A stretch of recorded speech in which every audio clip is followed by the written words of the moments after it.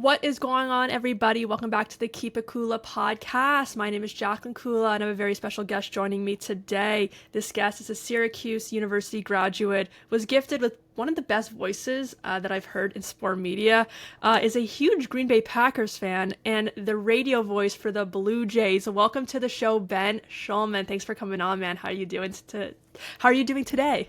I'm doing great. I'm doing great. Thank you for the very nice intro. Appreciate it and excited to come on.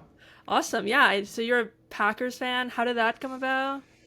So my dad is a big Packers fan. There's more of a story of it for him than me. He had a favorite wide receiver in the 80s, John Jefferson, who Okay. was a Charger and got traded to the Packers, and he just kind of stuck with him. So he had a lot of bad years with it. I was kind of just ingrained to be a Packers fan as a kid.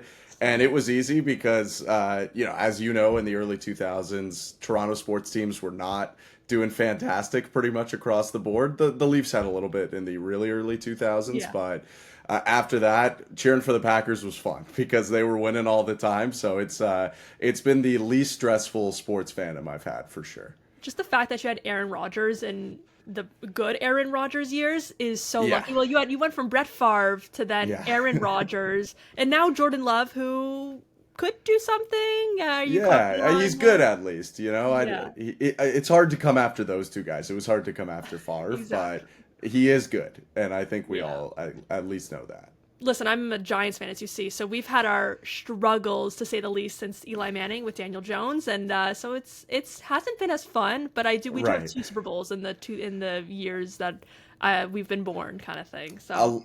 a, a lot of my most heartbreaking Packer games, I will say, recently the 49ers, but the Giants had their number. They pretty much ended Favre's Packers career and beat us a couple times. So I still remember the good Giants. They inflicted a lot of pain on me.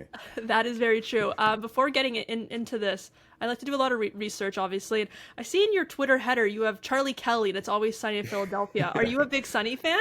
I am, yeah, You yeah, are. pretty big. Going back to when the show was first on cable, I think my brother bought the DVD box set and showed it to me way too young. I will say, like much younger than any kid should watch that show. That show is about as vulgar as it gets at times, but I do love it. And the Wade Boggs episode was a great crossover of two things I love a lot. So Charlie in that batting stance, ready to hit a double to left center, is a photo that I enjoy a ton. Yeah, because I just had JD Bunkus on last week, and we were talking about Sunny because he's also a Sunny fan, and it's my favorite show in the entire world. And we're talking Oh, about how really? my favorite show in the entire world. Me and my family watch it together. But listen, it came out when I was 3. You were probably 4 years old at the time as well when it Yeah, came yeah, out. something like that. So we were watching it then. I started late in life, but they have a lot of great baseball crossovers because there was Oh an yeah. episode, the World Series defense in season Yep. 5, I believe, when they're trying to sneak in. We have when they won, or Frank was able to set up for Mac to meet his idols, his baseball idols, his Phillies idols, but then it ended up being Charlie and Dennis got to meet them instead. There's so many great twists, but the Boggs episode, there's no question that that is just the best baseball crossover in TV history, I would say. Yeah. So I would definitely hope that we see that again in season 17. Are you still watching? Like even Oh when yeah. you, oh, so you're Yeah. watching, you've I'm been still locked watching. in. I Yeah, watched the premiere. They two yeah, episodes. I didn't know they were yeah, gonna do that, but yeah. I'm locked in. I'm ready to go for a You're new locked season. in. Do you have a favorite episode, or is it Boggs? It's Boggs is pretty up okay. there. It's hard. I mean, the World Series defense is great. Charlie gets into a fight with the Philly fanatic, I believe, in that Yeah. episode.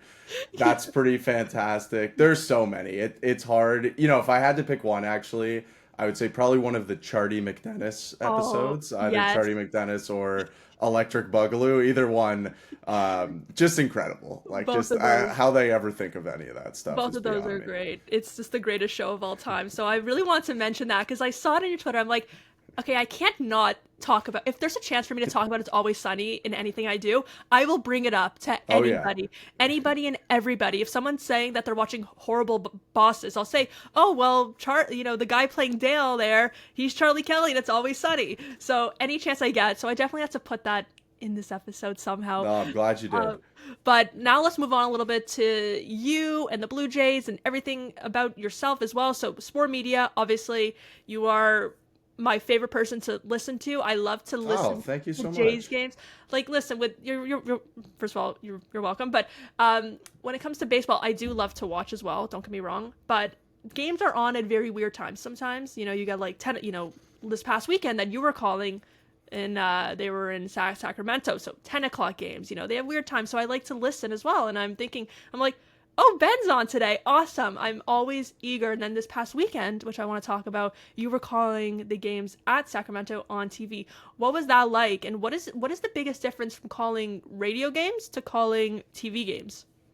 Yeah, so first, just on the Sacramento trip, I mean, ton of fun. Yeah. Group of people to work with, working with Caleb Joseph, who I watched for so many years play against the Blue Jays and then briefly with the Blue Jays as well. He's awesome. He makes me laugh like 5 times a broadcast, and our entire crew was great. And it was cool. I'd never been to Sacramento, so it was cool to No see kidding. there. We were right near the Golden One Center, I think it's called, where the Kings play. So took a walk there just to see the arena, and that was nice. The Isn't difference DeMar between DeRozan there now? Isn't he in DeMar Sacramento? DeRozan, I think. Oh, I He's should still in know this. Sacramento? I'm locked Yeah, in on a you lot of G you League you call stuff. some Raptor stuff. Yeah, come Yeah, on. I You called know G League, so that actually it hurts my ability to watch the NBA. He was definitely there. I There. don't know if he's still there. I feel like he's We moved can on to fact check that somewhere else. after. But yeah, we'll take a look at that Anyway, later. so you were right by there, which is awesome. Yeah, and it was really cool. The bigger question that you asked, the difference between TV and radio, it's a big difference. I think Hmm. in the way that you call a game, especially in the sport of baseball and some other sports where the play is constantly going on. I think it can be more similar because a play-by-play person is still calling a lot of action. But when you talk about baseball and maybe football too, because there's actually a lot of downtime in football also, what you do in between changes a lot. In radio, you have to be describing a lot and frankly Yeah. talking a lot more because the listeners are blind. They can't see anything. They have no idea what's going on. So if anything of note happens on the field, or even if you just want to paint a better picture and describe the color of someone's batting gloves or the Mhm. way they look or anything like that, that's really vital information. On TV, all of that is completely unnecessary. There's no need to tell people about what they can really see on the screen. So, what you're trying to do is find the stories or the information or the setup for your partner that you think is just going to enhance it. And it's a lot more abstract, I think, TV than radio, which can make it tough in some ways and something I'm still working through. I think as someone who's done a lot more radio in my life than Yeah. TV, Hmm. is what can I provide either to the listener or to my partner or to the production truck who has a lot of stuff that they'll work in based on what we're doing that can make this the best moment right now. And there isn't one right answer. There's probably 10 right answers and a million wrong answers for Hmm. things you can say or do. And often even the best thing to do is do nothing and sit there and just let people kind of watch the game and let it breathe. So it's different in a lot of ways. At the same time, though, there are a lot of similarities, and it's Yeah, not like a completely foreign thing, like switching sports or anything like that. definitely. And going into having this career, when did you realize that you had this really great voice? Like, obviously, you get compared to your father, Dan Shulman, a lot, and I do want to touch on that as well. But when did you realize you're like, I have this really, really great voice that would sound really good on the radio and or on TV? It's funny. It wasn't something I ever thought about that much. I mean, I knew when I was younger, pretty much whenever people's voice kind of breaks and gets lower, that my voice was deeper than other people's, but I just wasn't really thinking about broadcasting that seriously as a kid. It was always something I wanted to do, but I wasn't thinking about that in that context. And Sure. and funny enough, I haven't heard of this other than the movie Pitch Perfect, but I had vocal cord nodules when I was a kid, and my voice I've got heard super that. messed up. Oh my So gosh. I didn't know that this would end up working out. There was a period where I couldn't talk for 6 weeks or wasn't allowed to talk for 6 weeks, Oh and my so god. it wasn't something that really was apparent to me right away. But I could tell at least a little bit, when I went to broadcast school and started, broadcasting with other people that were doing this, my voice was a little bit deeper, at least than some of the other people. There were a lot of people with great voices there, I will say, Sure. and I don't even think I was the deepest. There was one or two guys who really really had it down, but with with how my dad broadcasts games and the style of his voice and his sound. I had a feeling that it would be that way, but also just kind of wanted to make sure it wasn't the exact same or kind Yes. of a copy of it. So there was a little push and pull with it. I'm happy for the voice I have, and really Yeah. I take it as a plus, and I appreciate that you and other people may enjoy it, but I don't want to be the same exactly as someone else at the same Yeah, time. definitely. And going on with that with your father, and when you were announced as, the Jays play-by-play, did you face a lot of backlash just because of who your father is? And also, are you constantly being compared because you and your father obviously do have kind of similar voices? Not fully though, because I definitely hear a difference. I can tell, oh, that's Ben calling this game. It's not Dan. So was there backlash, and or is there just a constant comparison day to day? Yeah, there was some backlash, no doubt, and for a couple different reasons. One of which was that my predecessor Ben Wagner Mm-hmm. was a great broadcaster and an Mm-hmm. awesome guy. And obviously, I'm not involved in any of the decision making there, but I totally understand people who have a great affinity for him.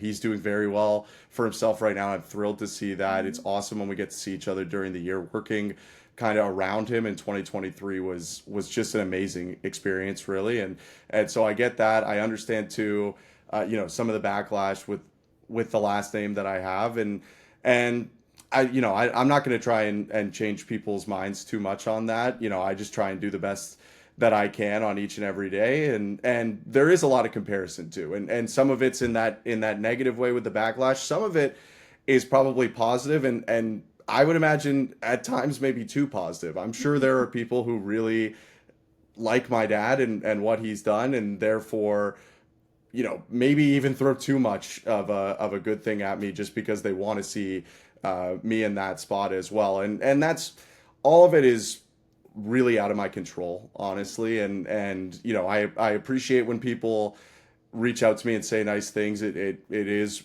very nice. And if people have negative things to say, truthfully, I mostly ignore it. If it's something that is valuable information to a broadcast, if someone tweets and they say, hey, I don't like that you're doing this, and it's something that makes sense, there's a good chance, and I have before taken that into consideration and implemented it. But it's all culminated, the comparison and or the backlash, in me being on social media just a lot less than I was before, to be Fun. honest. And that's actually been a really positive development in my life. Good. So Good.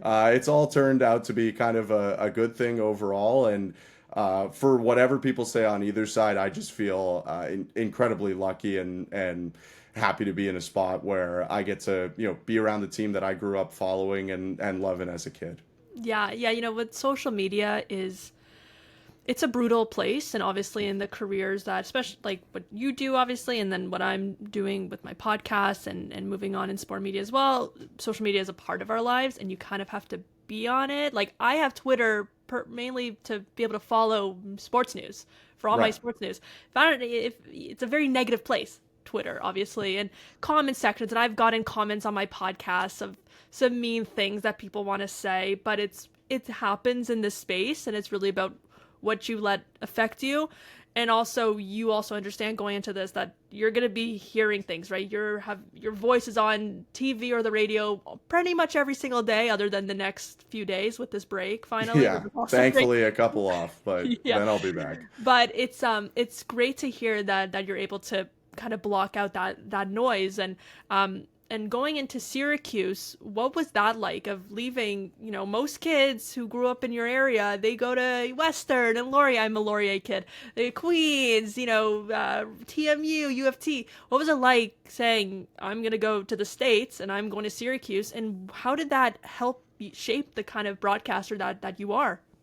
Yeah, it was kind of equal parts exciting and nerve-wracking a little bit. The way that applying works to U.S. schools, I did know for a while at least. Like, I got into Syracuse, I want to say in December of my last year of high school, whereas most Ontario schools wouldn't have accepted until a Mm-hmm. couple months after that. So I had a little Yeah. time to process, and people knew it wasn't like a surprise that I wasn't going to be with a lot of the people from my area or people Mm-hmm. from my high school.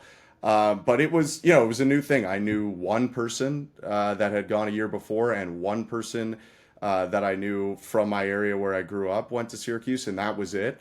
But I found a lot of people there that were great, and it was an awesome experience. And then from a broadcast standpoint, just about everything you could ask for in terms of the facilities, the programs they have in place that if you want to go work at the radio station WAER, a block off of the campus, they've had a formula that has produced broadcasters for years, and and Yes. and they still run Legend. that basically Mhm. same program with younger students coming in and really coach you up through the older students and some of the professional staff. And the alumni network is fantastic. So many really awesome people came back and gave us their time, not just for a day, but then gave us their contact and really gave back to all the That's students that amazing. were there. So it was an incredible experience overall. It was unfortunate COVID kind of snuck its way right into the middle of it, Yes. You were in but your, was it your second year when it COVID was my hit? second year would have been, yeah, COVID hit, Yeah.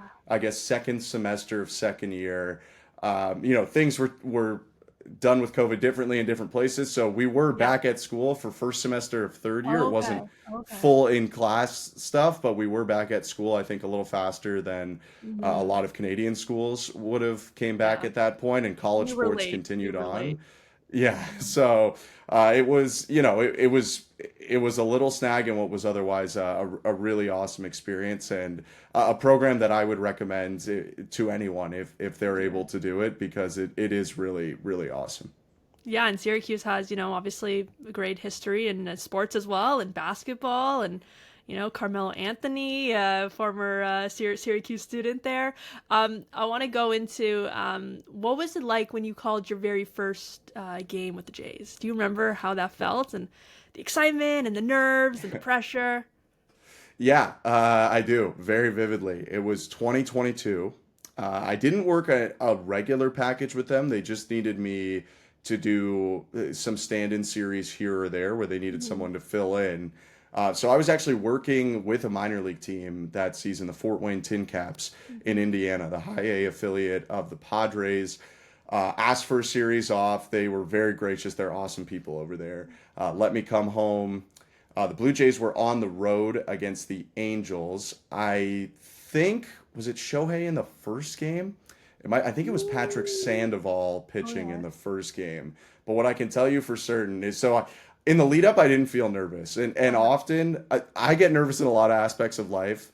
For some reason, Yeah. broadcast is usually not one of them. Like it's the thing that I feel almost most comfortable doing. Very at home doing it. Yeah. Yeah, and in the lead up, I wasn't that nervous. I remember feeling pretty normal, and then we got to the point where it was like counting down 5 seconds to go, and I definitely started to feel it then. And I was just trying to slow it down and be really simple. And the thing that people kept telling me, which I try to tell other people, because it is true, whether you jump up from doing games in college to minor leagues, or from A to AAA, or from AAA to the big leagues, Mhm. once the game starts, it feels pretty similar. It's Yeah. just baseball. And so I was hoping, okay, ground ball to shortstop in the first at bat, they'll throw it over to first, and then I'll feel good. Hmm. And instead, George Springer hit a homer to center field in the first at bat that I ever called. And Crazy. I messed up the call a little bit. I'm not gonna lie. Which is fair, which is it fair. wasn't awful.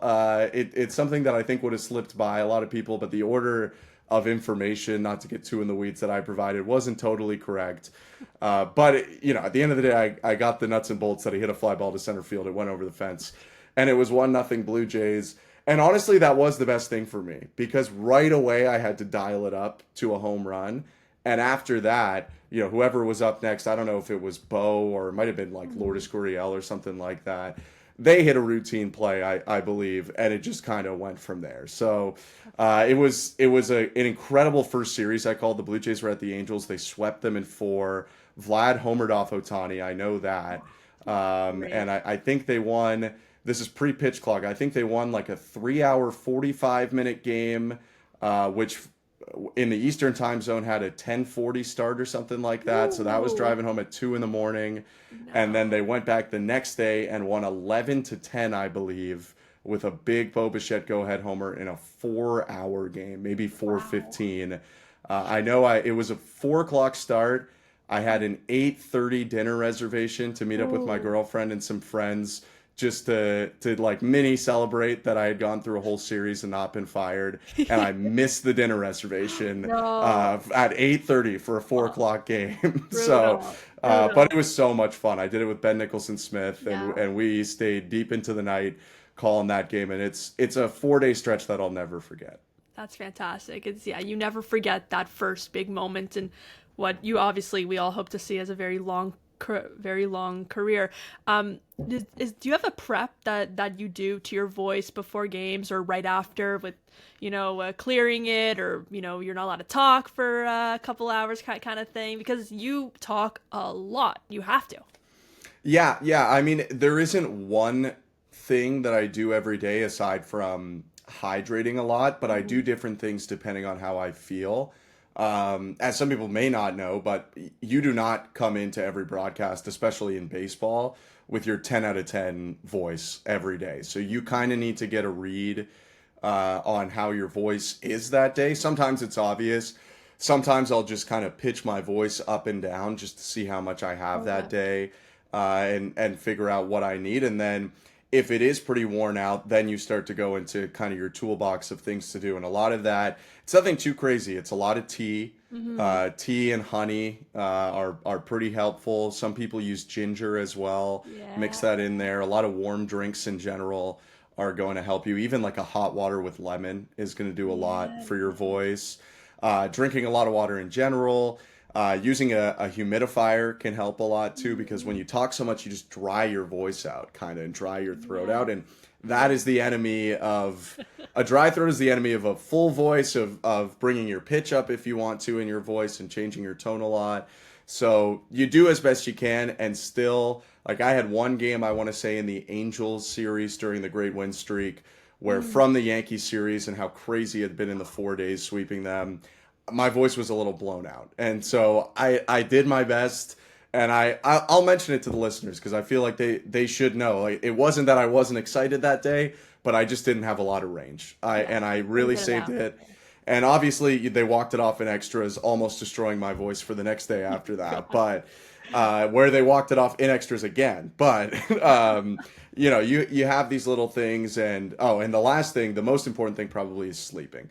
Yes. Which is it can be difficult to do during a baseball season, getting eight Mhm. hours and staying prepared when you have new team coming up and stuff like that. But you kind of have to mix hydration and sleep together well, and then don't do what I did and blow your voice out during a 4 game series in June, July, because there's going to be a bigger series at some point in August, Yeah. September, more likely. It's gonna be a much longer season. And I guess now with the All-Star break, are you taking a lot of time to just rest the voice and, watch some It's Always Sunny in Philadelphia kind of stuff? Yeah, not a lot on my schedule. Good. Maybe a little bit of hanging around downtown Toronto and doing some stuff with my friends or with my girlfriend, but nothing crazy. Trying to sleep in and Hmm. just kind of hang out. And I'll start probably today. I'll start looking ahead to the Giants a little bit and just getting Hmm. my stuff together so I don't have to do it at the frantic pace that you have to when the season really kicks back in Yeah. again. But yeah, some people go on big trips or stuff like Hmm. that during the break. For me, I'm very content just hanging out and recharging. Very smart, very smart. Going into the Blue Jays now, with the All Star break going on right now, we see Vladdy and Kirk will be joining the boys in Atlanta for All Star, and George Springer isn't there. I was very vocal on the podcast a little bit ago about how upset I was that Springer was snubbed. Do you think this is better for Springer? However, though, considering this gives him some rest after having such a hot couple of days. Well, actually, past couple of days was pretty bad. But other than that, having a pretty big 10-game winning streak, I'll say. Um, are you happy to see him get the rest, or do you think he should be in Atlanta playing in the All Star game? Kind of both. I mean, I think he deserved to be in the All-Star game. I could have got him in there before being a reserve, let alone as a reserve player. But Mhm. I do think at the end of the day, it is probably better for players not to be doing that. I don't want to stop players who are doing it, and I think Vladdy and Kirk absolutely should go because Yeah. that's what they want to do, and you never know how many times you'll experience it. They both have kids who can be involved and see them there, and that's once in a lifetime. But especially for a player, on the back nine of their career who's had such a great season, you don't want that to run out in late July, August. So I think it's probably best for the Blue Jays with him and with a couple of their other older guys Mhm. that they're not involved there, that they can go home, recharge physically and mentally, spend some time with their family, and start thinking about the Giants and an upcoming pretty tough 3 series stretch that they'll have coming up off the break. And going into that series, what should we expect from the Jays? Are there concerns because of their pretty ugly performances? I would say when they were in Sacramento, coming off that big winning streak. Should we see them? Are we going to see them pick it up again of how they were playing with the way that they're hitting and scoring, or could it be a bit of a slow upward hill going forward? It's tough. I mean, the Giants are pretty good. They're a tough team, and I always think, especially interleague's not as big of a deal as it was before, but Mhm. they don't really know most of these guys, with the Yeah. exception of Matt Chapman and Rafael Devers, and Evers, yeah, maybe of course. little Willie Adames carry over from when he was in the division a handful Mhm. of years ago. They haven't seen a ton of the Giants. So Robbie Ray being a Giant as Yeah. well, I should mention, but so they'll be a little bit foreign to the team. It's always tough to know how a team comes out of the break, if they're going to be a little lethargic out of the break or if it's a team that's really energized by it. But in general, I'm expecting good things. I do think they've raked at home. So coming back home, as good as they've been offensively overall, they've been far better at home than on the road. So I think that bodes well. I think some of their recent losses, the starters seemed a bit tired, and I think that hurt them a little bit. I think extra rest for Gosman, extra rest for Barrios, extra rest for Scherzer has been good pretty much to a T this year.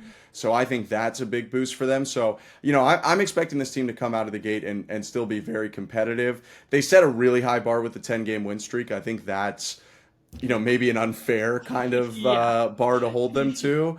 But at the same time, I think it was 11 out of 13 series they won going Mhm. into the break. Mhm. I go into series now expecting the Blue Jays to compete and win a lot of the series they play. And I think if you're leading a division, you should expect to win every series. Not that you're going to, but you should feel like you can take 2 out of 3 from anyone on the planet. And I think they can take 2 out of 3 from the Giants. It might not happen, but I think that they have a lot left in them going into the home stretch, and then likely to get some reinforcements from injuries and trades coming up soon. Yeah.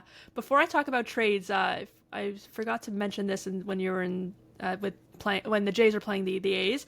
Obviously, we expected a little bit better results, but what was it like seeing the big John Schneider ejection happen over the Davis Schneider home run, which I have to mention, I've been seeing people on Twitter who don't follow the Jays or follow baseball. Someone was saying like John was just protecting his son. I hope people realize that Davis and John Schneider are not related and are probably No. very not that far off in age, by the way. So I just want to mention that. But what was it like seeing that and with that crazy home run or sorry foul ball call, and then seeing John Schneider lose his cool, which we haven't seen in a long time. Yeah, his first ejection since I think they were in New York in early May or maybe Yeah. even late April, he got Mhm. hosed. But even that day, it wasn't like this one. I'm not sure I've ever seen an ejection like that out of John Schneider. I loved it. I mean, I Yeah. love Pretty managers getting thrilling. ejected. That's Yeah. for me, it's one of the great things of baseball is getting to see people just scream at each other like you're not allowed to in actual society, or at least you're not supposed to in actual society. So I don't even know if that ball was fair. I'll be honest. Yeah. I lost sight of it for a good part. I'm locked in on the umpire there when it's near the line to make sure I have the call correct. And I don't even know if the Blue Jays knew or if Schneider knew. I think for him and for them, that was, the Jays had kind of not done much through 4 and a bit innings Mhm. there. It's the last day before the break. You can understand guys with kind of an eye on, their plans to go see their families. And I think he was just trying to kind of rev them up, to be honest. And I think part of the reason it escalated, I do think is a little on the umps. They kind of like he wanted to go yell at Brian Walsh, the guy who made Yeah. the call down the third Mhm. baseline. They decided to block him entirely and have Walsh walk 40 feet away. And maybe that's correct umpiring policy. I don't know. I kind of think if they had let him scream at Walsh for 10 seconds and then dragged him away, he probably would have left the field a lot quicker. But they kind of dragged it out to a point where multiple guys are grabbing him and pulling him back. But I think the Blue Jays loved it. I tend to hear from guys that they pretty much always love when their managers Yeah. get ejected, and not just as a funny thing, although I do think they'll probably make fun of him a bit after, but also I think they do really see it as sticking up for them and kind of fighting for them in a situation where their backs were against the wall. So obviously it didn't turn into a win, but those are the type of things that I think just continue to bring a clubhouse together and might end up paying dividends for the Blue Jays down the road as they continue to get more trust and get closer as a team.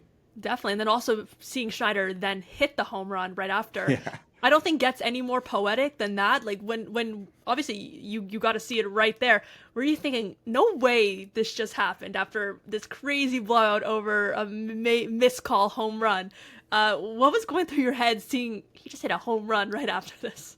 Yeah, that was, I mean, I've never seen that. That was insane. And it's kind of, to get back, you had asked me right off the top, radio or TV broadcasting.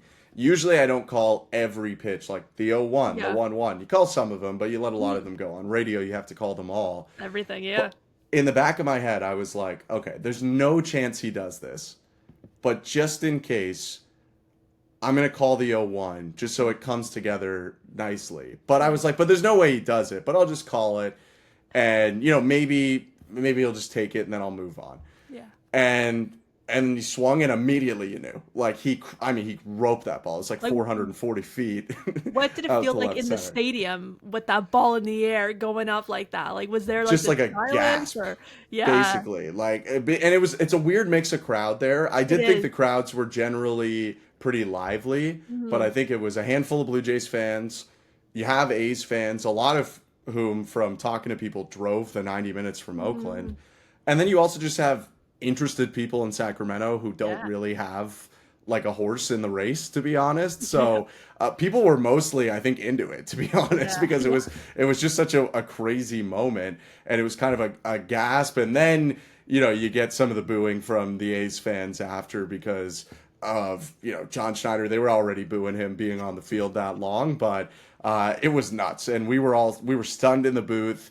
I think they were stunned in the production truck from what we could hear, and down on the field, the Blue Jays were incredibly fired up. So it was a moment that could slip under the radar in a game where they lose, but really one of the more fun moments I've had this season. It's got to be one of the craziest moments I've ever seen watching a Jays game. Obviously, other than like a Bautista bat flip or something, but just like it was like out of a movie, It was, honestly. It was. But I want to go a little bit trade talks. We have trade deadline coming up very, very soon. What are the Jays going to do? Because we have quite the interesting roster. We have guys who we haven't even seen play in a while, like Varsho and Santander. We have a little bit of pitching issues. What do you want to see the Jays doing here to really make a run in the playoffs and potentially win the World Series? Yeah, there's a lot of different ways you could go about it, I think. For me personally, number one priority would be add a starting pitcher. Yes, thank you. It would be nice if it was a top of the rotation guy, but in general, this rotation felt, none of them would say it, but felt just a little bit taxed to me mid-season. They're guys who have pitched a lot, and for whatever year in a row, they dealt with 4 starters for a good portion of the season. They missed off days. They had to cover extra innings because the bullpen was throwing bullpen days at times and tiring themselves out because they had to in those days. So I think you need to bring a guy in. I wouldn't hesitate, if they want to keep Eric Lauer in the rotation post adding a starter, assuming everyone stays healthy, I wouldn't hesitate to potentially go with a 6-man rotation. But I just think bring in a starter, however you need to do it, and figure out how you're going to fit them in after that. That would be priority one. Then you start to look at relievers, and some of it is, what are they going to get from Jimmy Garcia going forward? He had a freak accident kind of injury, and he is throwing again. It sounds like he might not even need a rehab, which would be great for the Blue Jays because it wasn't an arm injury. It's just kind of about testing lower half stuff, which is not a huge deal in terms of pitching. Not that it's not hurting him a lot, I'm No. sure it is, Yeah. but in terms of pitching, you can get back from those injuries quick. So you could add a high leverage guy to supplement them. I would be interested in looking at a lefty. They had a great run the start of the year for Mason Fluharty, and I'm by no means closing the book on him impacting the Blue Jays. But between Fluharty and Little, you have two guys who just haven't pitched in the big leagues very long. And it's kind of remarkable that they've done what they have done with Mm. the lack of experience. Maybe you bring in a guy just to supplement Little, who's been around a little bit longer. Maybe he's pitched in the playoffs before because Little's never pitched in that environment. Just to help out. I think that would be a big deal. And then for me, my last focus after I've had a starter acquired and maybe one or two relievers, then I would dive into lineup stuff. I'm not too anxious about adding a huge impact back to the lineup. It's in and around a top 10 offense in baseball without Varsho, like you mentioned, without Santander. Andres Gimenez has been hurt a lot of the year as well. And you could argue we still haven't seen the best from some of the Blue Jays feature players yet this year. Like, I think Bo and Vlad probably still have room. We really were starting to see it from Bo coming into the break, Yeah, but still have room definitely. to get going. So Uh-huh. I think that if you want to add a guy to the lineup, it's probably a platoon player, maybe a right-handed hitter, as some people have mentioned, because they have so many left-handed hitters. But if you have to decide between some, I'm adding pitching before I'm adding Yeah. bats because the offense has probably been the best part of this team, either that or some of the bullpen guys that have stepped up. Yes, I would agree with that. I'm looking for a pitcher, no question. Obviously, a lot of big names around there. And with hitting, I'm very comfortable with the squad we have now. And this is without seeing two top names as well. Well, Santander was an all-star lot last year, I believe. And Varsho, he's a fantastic player as well. Without seeing them, I've been very comfortable with this lineup. So I agree with you. Hitter is my last thought there. Pitching, 100% agreed. What name are you most intrigued by when it comes to pitchers? There are a lot. There's some money stuff that comes with it as well. I know there's some talks with DeGrom. Is that intriguing you?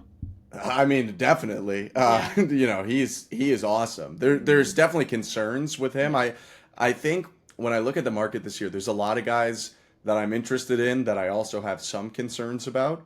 But no, I mean, if the Texas Rangers are calling you or you're calling them and they're interested in Jacob DeGrom, you at least have to think about that. He's got 2 years off the back of this year, I think, to go, and he makes a lot of money. Yeah. You've taken on a pretty penny, which the Blue Jays have shown they're willing to do. The only concern I have with him is the injury history, obviously, which for multiple years before this one, we just didn't see a whole lot of him. But he's changed his mechanics. He's been healthy, and he's one of the best pitchers I've ever seen in my entire life. So, I would look at him. I know Joe Ryan's a name that's been Yeah. floated in a lot. I like that a lot. Both of those guys are guys with control beyond this year, which I think would be big for the Blue Jays, just given the fact that they have a lot of starters coming off the books the next couple years, and a lot of them in their mid 30s or older than that might not be part of their future anymore. So if you can get someone like Joe Ryan, I think that's great. The only concern I have with him is the prospect capital that he's rumored to potentially ask for. I'm not sure that guys like Trey Savage are people I want to be moving right now, or Arjun Agreed. Namala too. So that would be my concern there. And then, Mitch Keller is someone that's popped up a lot too. I would be interested in going in the rental market too, though, if I was the Blue Jays, because their system is just rebounding. I don't know if you want to go crazy giving up some of their best stories. So you have people like Seth Lugo on the Royals. He's an interesting guy in that market. I don't think the Brewers are going to trade Freddie Peralta anymore, but if they change their mind and they're always a bit of a wild card, maybe you go out and do something like that. I know Andrew Heaney hasn't pitched incredibly well recently, Yeah. but he Yeah. was a name on the list. Eric Fetty of the Cardinals was a name that people had mentioned at one point. So there's a lot of different ways you could go. If you can get an absolute stud with years of control like Jacob DeGrom, then maybe I think about giving up some of the top prospects. But I'm almost leaning more towards the rental thing right now, just because, again, like Savage looks awesome, Yes. and I'm a big Namala fan of looks him, yeah. awesome, and not just those guys, but the Double A rotation right now for the Blue Jays is really nasty. A bunch of different guys in there. Cal Steven, their second rounder, is there as well. I believe Kendry Rojas, a lefty prospect from Cuba that they've had for a couple years, is there. Jerron Watts Brown. So I like the idea of those guys being a big part of the rotation, at least some of them going forward. So maybe you spend less prospect capital, take on some half-year guys, and then worry about your moves for the future rotation in the offseason, whether that's trades or some stopgap free agent signings. Yeah, Jays want to make a splash, I think, with this trade deadline because of how well we've been playing.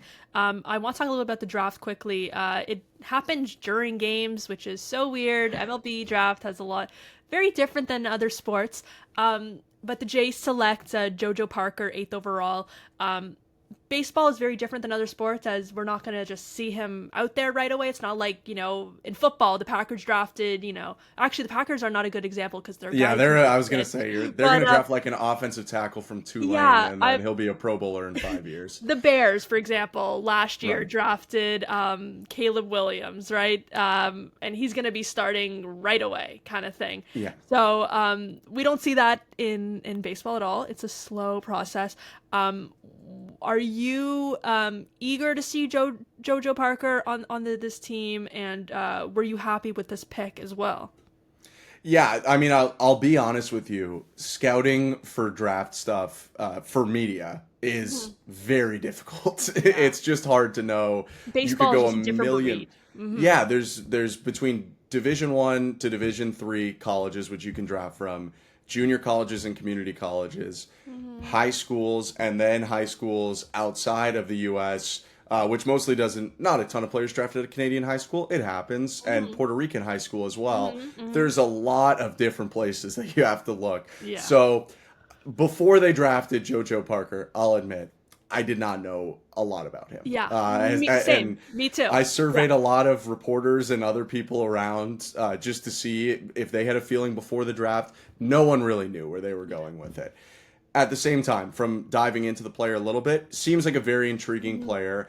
I like, taking what has been quoted as maybe the best hitter out of high school in the draft. I like high school, not blanket, but I like high school hitters and college pitchers a lot. You take the young guys with lots of potential to grow on the offensive side at a high school. I just don't like high school pitchers because you never know with arm injuries. Once they start really pitching a lot more, you get a great feel for that in college, I think. Well, Paul Skeens, LSU, and look at him now. So yeah, you get to see kind of who they are when they throw 200, 250 innings in college at least, and they can wear kind of that on their arm, throwing 100 and not getting hurt. Also against hitters who now have a lot of scouting and data and information behind them. So he seems like a really intriguing player.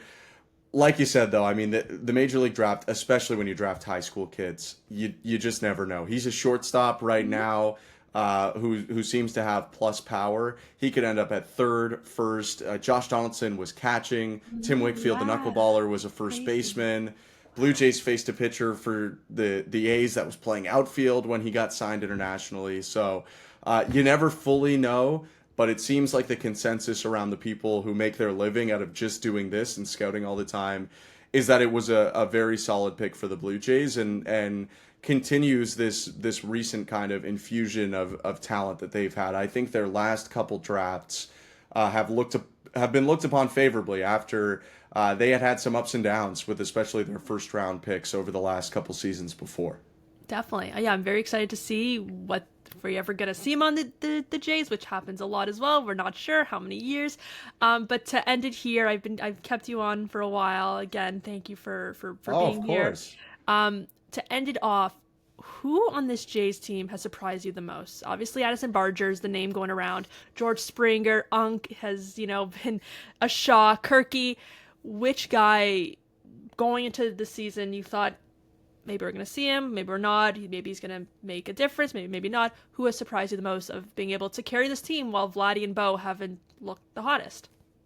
Yeah, there's been a lot of great stories. And it's one of the fun things about the team, I think, is that we got a very different looking Jays team than I think a lot of people were expecting from the outside in a positive way. Like I think a lot of the production has come from places you wouldn't have expected.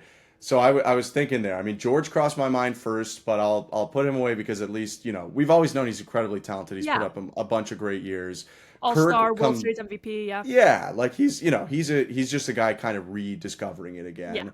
Kirk, you could kind of say the same for. I would argue this is his best year, Mm, but I'll put him aside too because it was obvious he was talented and it's yeah. just putting it together. Mhm. For me, it's Yariel Rodriguez, to be honest. Mm, This is mhm. not a season I expected out of him. No. He has become one of the most important guys on the team.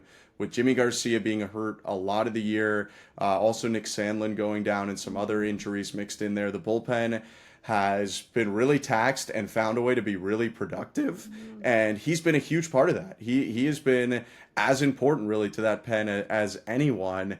And it wasn't apparent in spring training, which is another lesson that spring training stats and performance hardly matters. But Mhm. it wasn't even apparent the first week or so of the season. It seemed like a couple weeks into the season, he really found a kind of next gear, I would say, and Mhm. really Yes. a comfortability in his role, and has thrown huge innings for the Blue Jays. So he would be my biggest surprise, but George Springer, Alejandro Kirk, guys like Braden Fisher, Mhm. Brendan Little as well. I mean, and Barger, Barger, Lucas, yeah. Yeah. Miles Straw. There's been so many, Yes. Ernie and Clement too, Ernie Clement. yeah. Yeah, there's been The whole so many roster. guys that, yeah, everyone's elevated their game or done something we didn't know they could do or refound something again. It's Mhm. really been a pleasure and a joy to watch this team. And fingers crossed that it's half as fun really in the second half as it was in the first half because the first half was really incredible. Yeah, this season of the Jays has been the most fun that I have ever watched them. Obviously, I think back to the 2015 days. I was in grade nine. Um, I remember watching the playoffs at school as well. We had that small TV at the school. Yeah. You remember that? Oh I yeah. remember like I think it was wild card game. It was the first. I can't remember, but reminds me of those days. 2021 season. I couldn't fully get into. I think because it was the COVID season. There was something missing there. I think I'm sure a lot of people felt the same when it comes to Yeah. sports. That it was hard to really get locked in because you're missing the atmosphere of what makes it everything special. But this season, there's just something different. There's something different at Rogers Center. The vibe there has been fantastic. I was there on Canada Day. It was just obviously unreal to see. And this team is a team that you didn't expect anything from, who now is the best, one of the best teams in the AL East. We're third, the third. We're the best team in the AL East, third in the AL. It has been a great year, and I've never loved watching them more. And I want to say thank you again, Ben, for coming on. I'm such a fan of you. I love hearing you, whether it's on TV and radio. But yeah, again, thank you so much for being here. Thank you for having me. It's really been a lot of fun. Yeah, we can find you on Twitter at Ben Shulman7.